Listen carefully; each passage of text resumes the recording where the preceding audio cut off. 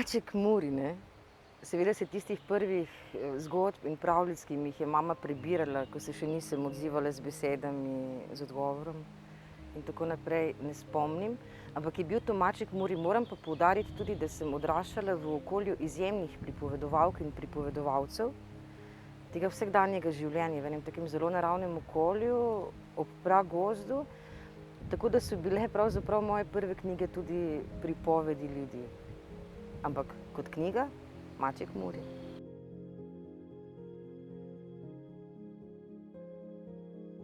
Odvisno je seveda od vsebine, ne, ampak kar se tiče recimo poezije, je to čisto domorodska poezija, torej ta izpovedna pesem, ki nagovarja duha bivanja.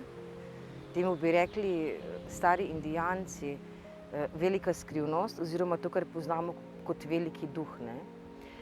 Kar se pa tiče proze, pa mora biti zelo, zelo, zelo, zelo, zelo doživeto, ne. Če tudi tega avtor empirično ni dal skozi, oziroma avtorica, mora vendarle imeti tako močno povezavo med jezikom in možgani, da sama zaznavam to kot doživeto. Zelo odvisno, torej vsebina je pomembna, ne.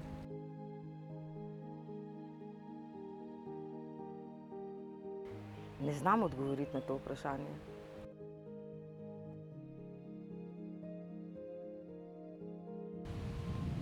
Zato, ker je brez njih življenje nemogoče.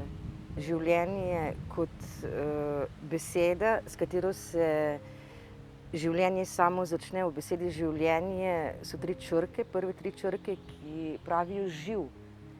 Zame, če tega ni, potem lahko kar izginem s planeta.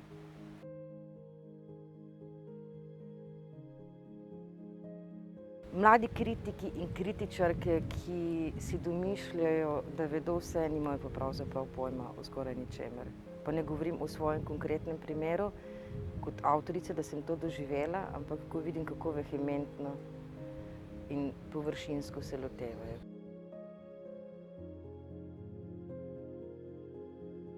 S Pickutom in Packutom.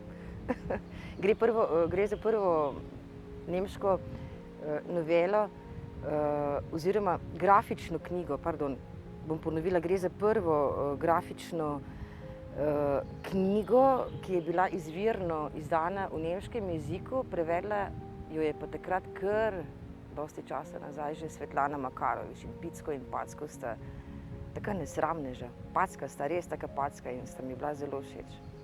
Še vedno sta mi.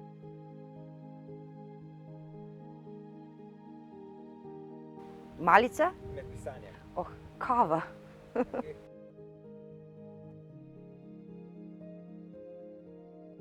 To je zelo dobro vprašanje.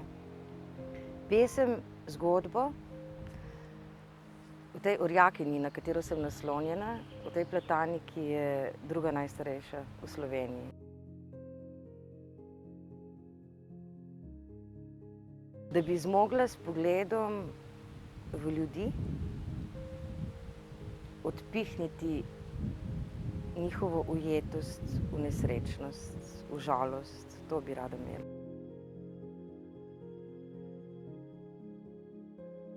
Vedno znova opažam, da, kaj jaz menim, ne, vedno znova opažam, ko delam veliko z njimi, z otročki, da se ta njihova naklonjenost kar naprej ponavlja, ne. Zelo radi imajo tiste strašne zgodbe, ker je vse skupaj zelo napeto, zgodbe o živalih, ampak seveda, ne, ti veliki junaki, ki ne hodijo po našem planetu, ampak so izmišljeni in zelo dobro dodelani, seveda, skozi film, risanko, tudi knjižne oblike, knjižne like, ilustrativne, ne, kot so Spiderman, vsi ti veliki junaki, bodo vedno znova našli pot do otrok.